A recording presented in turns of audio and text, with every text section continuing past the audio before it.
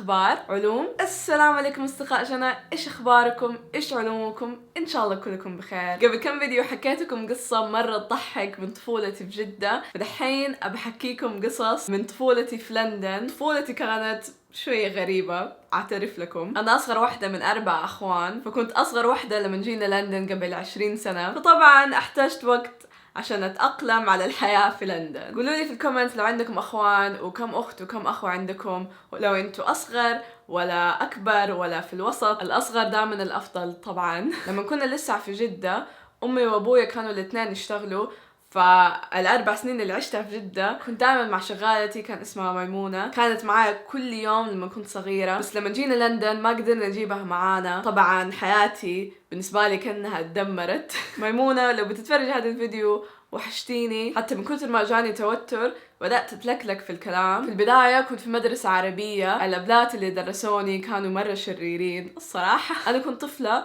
وكنت دائما أتهزأ، ما كان عندي صحبات مرة كتار، بس كان عندي بيست فريند واحدة اسمها ابتسام. هاي ابتسام، كنا مرة أصدقاء، كل يوم نلعب مع بعض ومرة نحب بعض. يوم من الأيام كان وقت اللانش فكنا بنلعب وكل شيء، وكانت بتلعب مع بنات غيري، فطبعا قيدي كنت غيرانة. كان عمرنا ممكن 6 سنين 7 سنين شيء زي كذا. جيت بكلمها، فهي كانت طبعا متحمسة وبتلعب مع البنات وبتجري وكذا، فما أعرف ليش أظن كنت بتفرج أفلام أمريكية كتيرة وقتها، حسيت في مخي لازم ألطشها كف. مرة كان شيء بطال، يعني ما كنت أبغى أعورها، ما كنت أبغى، يعني ما كنت حاقد عليها، ما بتركز معايا. عارفين تعرف دائما لما تتفرجوا الأفلام الأمريكية ويكون في واحد شوية بيتجنن والتاني يلطشوا كف على وجهه عشان يقول له يعني ركز معايا يا أخي. وطبعا مرة زعلت وبكيت، ما أعرف ليش اتفاجأت يعني من هذا الموقف. جات الأبلة اللي دائما تهزئني عن الإملاء، واخيرا هزأتني على شيء استحق عليه التهزيء.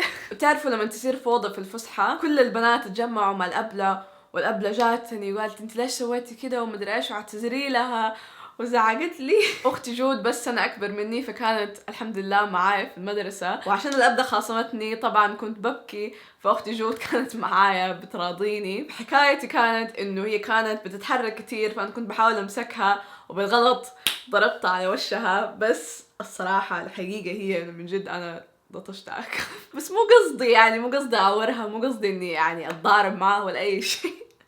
بس كنت أبغاها تركز معايا. هذا كان مخي لما كنت صغيرة، هذا كان مخي لما كنت طفلة. أختي جود كانت طبيعية وكان عندها صحبات وما مرت بهذه المواقف عشانها كانت إنسانة طبيعية. الحمد لله البذورة ينسوا بسرعة، فابتسام سامحتني وكنا أصحاب إلين ما خرجت من هذه المدرسة. ابتسام أنا آسفة من قلبي، سامحيني. أوكي خليني أديكم قصة ثانية تدل إني كنت طفلة متخلفة. ما أعرف لو كان عندي مشكلة ولا المنهج كان مرة صعب، بس وقتها ما كنت أذكى بنت في الفصل. فاكرين لما الأبلة كانت دائما توزع استيكرات للبنات اللي كانوا شطار في المدرسة؟ يعني مثلا لما الأبلة كانت تصحح الواجب وجبتي 10 من 10 تقوم تديكي نجمة ذهبية ستيكر على دفترك. وزي ما شرحت لكم أنا ما كنت شاطرة، ما كنت أجيب 10 من 10، بس كنت أبغى ستيكر. على فكرة هذا لسه في الابتدائي، طيب فلا تحكم علي. الأبلة كانت عندها ممكن 1000 ستيكر في علبة على مكتبها. في يوم من الأيام لما الأبلة ما كانت بتركز سرقتها. أوه كمان كان عندها الستامبس اللي كان مكتوب عليها ممتاز وجيد جدا، حتى هذه سرقتها. طبعا كنت طفلة، فلما كنت في البيت كنت ألعب بدفتري وأدي لنفسي الستيكر وأدي لنفسي الستامب، أطبع ممتاز على الدفتر عشان ما كنت أجيب ممتاز. أوكي خليني أبرر لكم الموقف. صح كنت طفلة، بس طبعا مرة شيء بطال إني سرقت من الأبلة. بس في النهاية أتوقع إني تعقدت من كتر ما كنت أتهزأ عن كتابتي وقراءتي والإملاء وكل شيء. في مخي حسيت إني واحدة فاشلة وعمري ما حأوصل لهذه المرحلة، فسرقتها كلها. شوية يحزن صح؟ أوه عشان أحزنكم زيادة، لما كان عمري 4 سنين. أوكي أول شيء خليني أقول لكم أنا الوحيدة اللي في عائلتي اللي شعري منفلة. أخواني كلهم شعرهم سايح مستقيم كده، أمي وأبوي نفس الشيء. أنا ما أعرف من فين طلع لي هذا الشعر المنكوش الصراحة. فعشان أهلي ما كانوا متعودين على هذا الشعر ما عرفوا كيف يتعاملوا معاه. فلما كان عمري 4 سنين أمي قالت لأبويا خد جنى وقص لها شعرها. أبويا قال لها طيب واخدني وداني الحلاق. لما كان عمري 4 سنين ابويا وداني الحلاق وحلق لي شعري. مرة احزن صح؟ لما حلق لي هو كان ممكن الين هنا زي ما انتم شايفين دحين، زي كأنه هذا خلاص بس هو ده شعري. بس لما رجعنا البيت أمي انفجعت، قالت له إيش سويت لي بنتي؟ كويس في المدرسة كانوا طيبين معايا وما حدا اتريق علي، بس طبعا كان شكلي مرة مجنون. أوكي دحين عشان حزنتوا علي خلينا نرجع للسرقة. ما عمري انقفضت إني سرقت ستيكرز إلين ما كان عمري ممكن 13 14 سنة، واعترفت لأمي قلت لها فاكرة ستيكر اللي كان عندي؟ ترى سرقته. نفسي أقول لكم إنه هذا الموقف كان آخر مرة سرقت من أحد، ما كان آخر مرة. عندي أخو اسمه حسان. خليني أبدأ من البداية. لما كنا صغار كنا عايشين في لندن، أمي وأبويا اشتروا بيت 4 غرف، غرفة أهلي، غرفة أختي أنا وجود، غرفة أخوي حسان، وغرفة أخوي يزيد. لازم تعرفوا إنه غرفتي أنا وجود كانت غرفة بزورة، غرفة أطفال. ما أعرف لو بزورة كلمة مكاوية. قولوا لي في الكومنتس من فين تجي كلمة بزورة. كانت مناسبة بالنسبة لنا لما كان عمرنا 5 6 سنين، بس لما كبرنا شوية صار عمرنا 8 9 شوية حسينا إنها غرفة أطفال.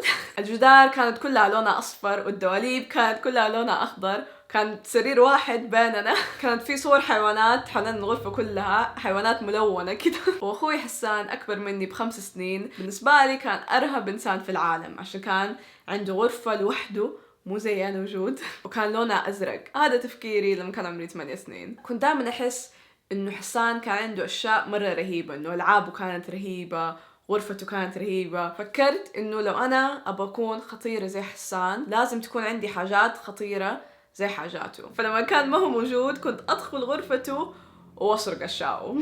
أفتكر كنت أدخل غرفته أفتش في الأدراج أسرق شيء مرة كان يعجبني وأدسه في شنطتي ولا أدسه في غرفتنا. ما أعرف ليش توقعت إنه ما عمره حيكتشف، بس طبعا قفطني على طول. طبعا دي المرة مرة تهزأت، وأخويا كتب على بابه No جانا allowed. يعني جانا لا تدخلي غرفتي أبدا. طبعا مرة تفشلت ومرة انكسفت، فبعد كده ما سرقت شيء تاني في حياتي أوعدكم.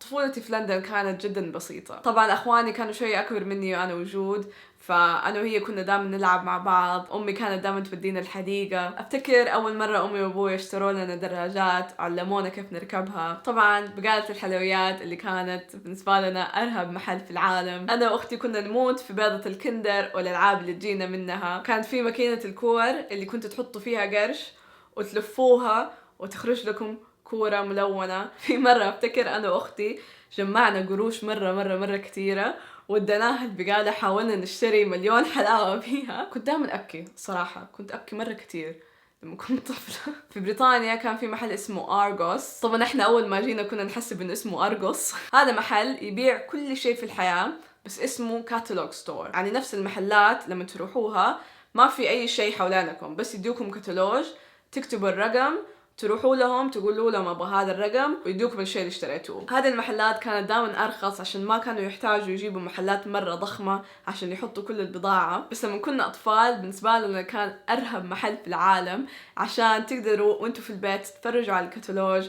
وكنا نتفرج على الكتالوج كل يوم ونختار اي العاب نبغاها. وقت ما يجي عيد ميلادكم ولا العيد ولا اي شيء تروحوا المحل وتشتروا اللعبه وتحطوا الرقم في الماكينه، تطبع لكم الورقه وتستنوا لين ما ينادوا الرقم حقكم وتروحوا تجيبوها. كل أطفال بريطانيا لو سألتوهم حيقولوا لكم نفس الشيء، إنه هذا الشيء كان مرة يسلي لما كنا صغار. المهم إن شاء الله عجبتكم القصص. لو عجبكم الفيديو لا تنسوا تحطوا لايك. لو عندكم قصة تضحك من طفولتكم الله يخليكم قولوا لي في الكومنتس عشان مو بس أنا أتفشل لوحدي في ذا الفيديو. قولوا لي في الكومنتس لو تبغوني أحكيكم قصص زيادة، ممكن من الثانوي ولا الجامعة ولا أول مرة بدأت أشتغل في لندن. وبس لا تنسوا تشتركوا في القناة، فعلوا التنبيهات، تابعوني على السناب شات والإنستغرام، وأشوفكم على خير. مع السلامة.